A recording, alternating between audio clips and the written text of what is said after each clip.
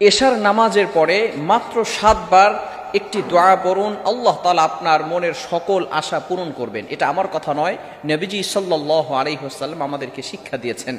অনেকেই বলেন যে সকল আশা আল্লাহ তাআলা কিভাবে পূরণ করবেন, ভালো করে মনে রাখেন এটা অনেক সময় সাহাবায়ে কেরাম জিজ্ঞেস করতেন এবং নবীজি সাল্লাল্লাহু আলাইহি সাল্লামের উত্তর দিতেন। অনেক সময় সাহাবায়ে কেরাম বলতেন, ইয়া রাসূলুল্লাহ, ইয়া হাবিবাল্লাহ, আপনি আল্লাহর কাছে দোয়া করেন আল্লাহ তাআলা যেন আমাকে সম্পদের মালিক বানিয়ে দেন, আল্লাহ তাআলা যেন আমাকে একটু সচ্ছলতা দান করেন। এটা অনেক সময় সাহাবায়ে কেরাম বলতেন এবং নবীজি সাল্লাল্লাহু আলাইহি সাল্লাম এমন কিছু আমল শিক্ষা দিতেন।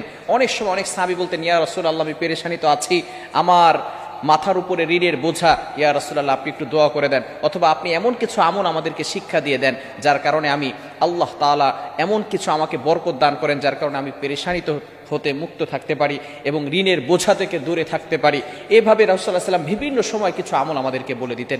সুতরাং এশারের নামাজের পরে 7 বার এই দোয়াটি পাঠ করলে আল্লাহ তাআলা আপনার মনের আশা পূরণ করবেন। শুধু তাই নয়, এই দোয়াটি 7 বার পড়ার পরে আপনি আল্লাহ তাআলার কাছে যা চাইবেন এই দোয়াটা আল্লাহ তাআলা কখনো ফিরিয়ে দিবেন না। বলেন সুবহানাল্লাহ।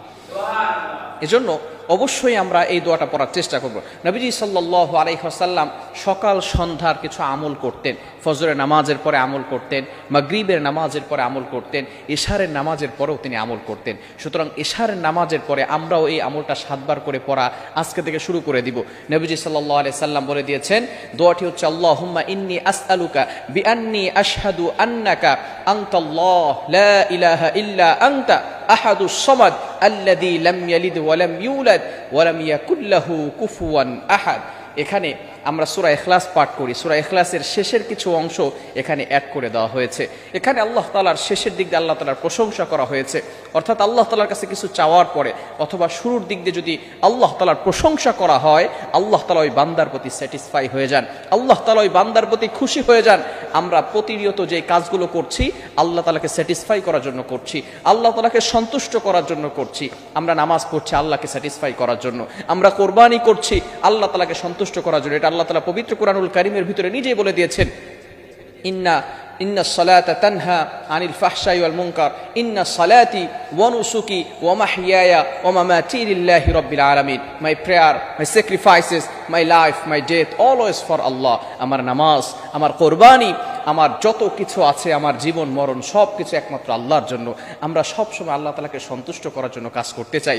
যখনই আল্লাহ তাআলার প্রশংসা করা হয় তখনই কিন্তু আল্লাহ তাআলা বান্দার প্রতি খুশি হয়ে যান। সুতরাং এই যে এশার নামাজের পরে এই দোয়াটা আমরা আল্লাহর কাছে চাইব। অনেক সময় আমরা কঠিন বিপদের ভিতরে পড়ে যাই, তখন আমরা এমপি, মন্ত্রী, মিনিস্টারের কাছে যাই, বিভিন্ন সময় মানুষের কাছে গিয়ে চাইতে থাকি, মানুষের কাছে অভাবের কথা বলতে থাকি, পেরেশানির কথা মানুষের কাছে আমরা বলতে থাকি। আপনি আপনার পেরেশানির কথা, আপনার কষ্টের কথা, আপনার দুঃখের কথা আপনি আল্লাহর কাছে বলেন। দেখবেন আল্লাহ তাআলার উপর থেকে যখন ফয়সালা আসবে, যখন আল্লাহ তাআলার পক্ষ থেকে ফয়সালা আসবে, তখন কিন্তু কেউ আপনাকে বিপদে ফেলতে পারবে না। মনে রাখবেন, যদি আল্লাহ তাআলা দেয় তখন কখনো শেষ হয় না, আর যদি মানুষ দেয় শেষ হয়ে যায়, আল্লাহ দিলে কখনো শেষ হয় না। এজন্য আসুন, নবী সাল্লাল্লাহু আলাইহি সাল্লাম আমাদেরকে যে দোয়াগুলো শিক্ষা দিয়েছেন আমরাও সেই দোয়াগুলো পরিপূর্ণভাবে আদায় করার চেষ্টা করি।